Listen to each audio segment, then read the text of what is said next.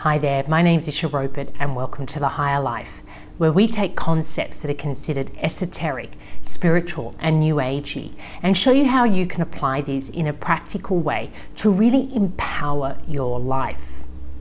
And in today's episode, I want to talk about imperfect love. This is such a beautiful topic. It's really close to my heart about the value of imperfect love. Now, imperfect love for me simply means being human. And the reason I say that is that as human beings, we're often striving for what would be called a perfect love. And this love is unattainable.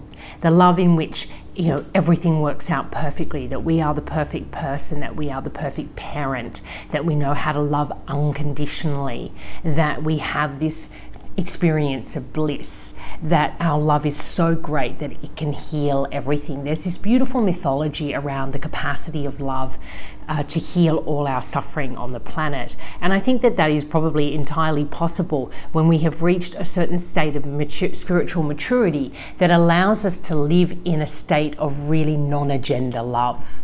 However, for most of us, we're very far away from that. And what we are experiencing in our daily lives is imperfect love. And the purpose of imperfect love really is to help us face up to our addiction to control. Because at the end of the day, the fact that we live in an imperfect world with limitations, that we're in a body that limits us, that can be sick, it can be tired, that we are born into bodies that we may not like or into genders that we don't feel comfortable with. We live in this constructed world with lots of limitations, lots of pressures, and we don't really have as much control as we like to think we do. And this creates an underlying sense of powerlessness. We all know that feeling of when we really genuinely get truthful about how little power we truly have over what happens to us, about how other people behave, especially towards us. There is this sense of helplessness on one level or another. And the work that I do here at The Higher Life is really about helping you to see where you do have power and what real empowerment looks like. And the first step is to truly allow, accept and embrace the truth about being human, which is that we live in this very limited way and that we are in relationship with other human beings who are also very limited. And there is a lot of diversity, and that makes for a very messy experience. Imperfect love is just another way of saying messy love, that we will always be in relationships with people where it's challenging, where we have to compromise on our desire for perfection, where we have to face our own sense of powerlessness, where we have to face our sense of our addiction to existential fear, this idea that we need to have a certain kind of life to be safe and secure, when that safety and that security is a delusion. We really spend a lot of our life seeking out relationships that we hope will make us feel better about ourselves and feel safe in this world. And it puts relationships on a pedestal, and it really is an expectation that it will never fulfill. Relationships are designed to help you grow, especially spiritually, which means they will be sticky, messy, and challenging. If you don't have the skill set to really work with that, intimate relationships where we experience this love can become very scary. Almost you feel threatened by being in a loving relationship with another person because of all the stickiness and uncomfortability it brings with it. Now, here's the thing. I believe that we probably have known on one level of reality as a spiritual being, we do know what perfect love is. We probably have arrived out of a version of perfect love. So even in our physical, our psychic, our energetic body, we remember that feeling. We remember the comfort, the bliss, the okayness that being in that perfect love created within us. And if you can imagine, if you follow a lot of spiritual traditions where you believe that, we're a soul that comes into a human form, you come from this perfect love and you land in this messy, imperfect love. And all you want to do is get back to that perfect love. And I think that is what underpins or drives our desire for romance, our desire for marriage, our desire for the fairy tale. We want to get back to that state of perfect love. But it is impossible as a human being, really, to live like that. That was what we came from, and eventually, hopefully, we'll go back to. But the point of being human is to experience and learn to embrace and to enjoy the imperfect version of love, where you're stretched and you're challenged and you have to become continually more humble. And what's all of this in service of? Why would this be important? Because if you follow the trajectory of this idea that we're in a big change and that what's coming is the era of potential, that we're going out of the progress mindset and moving into the potential mindset, it begs the question, what is the highest potential of a human being?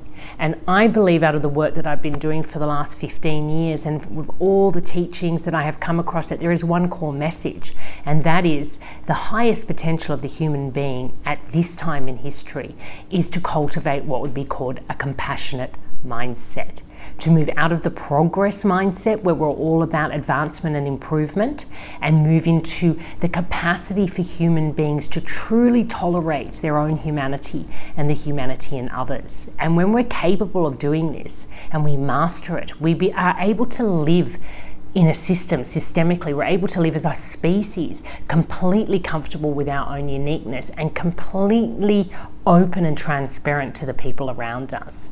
We are no longer driven by codependency and enmeshment, in which our sense of self is completely enmeshed with how other people value or perceive us. Because this codependency creates the I'm not enough belief, which has us using our energy incorrectly. So there are so many ways that this all links together. But at the end of the day, what we have chosen to experience as humans is imperfect love.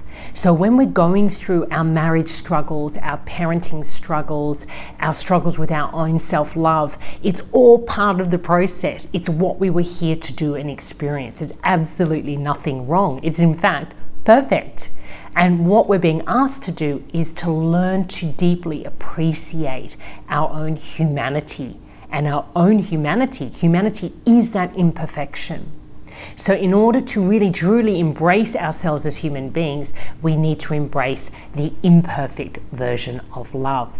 And I believe if you look out in the world, in psychology especially, there is a really huge advancement taking place, or a big evolution in terms of understanding how we operate in relationships, understanding the value of compassion in creating optimal relationships, the value of forgiveness and acceptance. All those beautiful spiritual teachings and ancient teachings, they really are showing up now as practical tools. Mindfulness.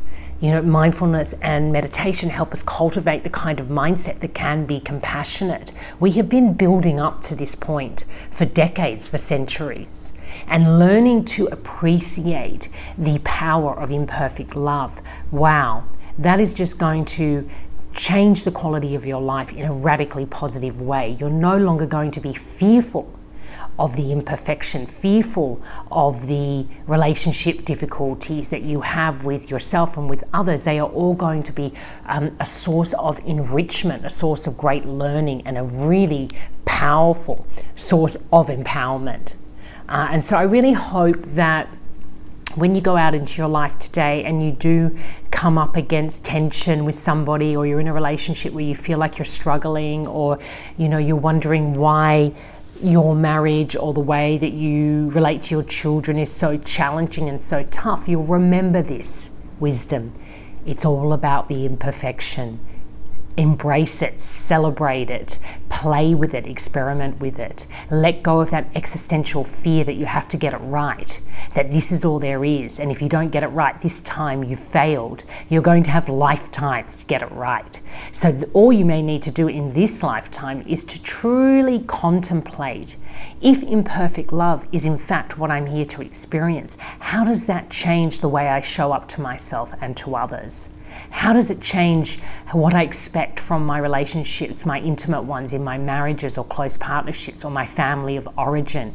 It will fundamentally change the way that you engage with those relationships, because you'll no longer need them to be different or better or improve them or perfect, because you'll understand the wisdom and beauty of the imperfection that they already offer you to work with.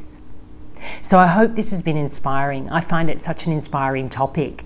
It offers such a gentle space for you to just be who you are and let others be who they are, and to have wonderful, enriching, dynamic, sometimes conflict-driven relationships that are absolutely empowering.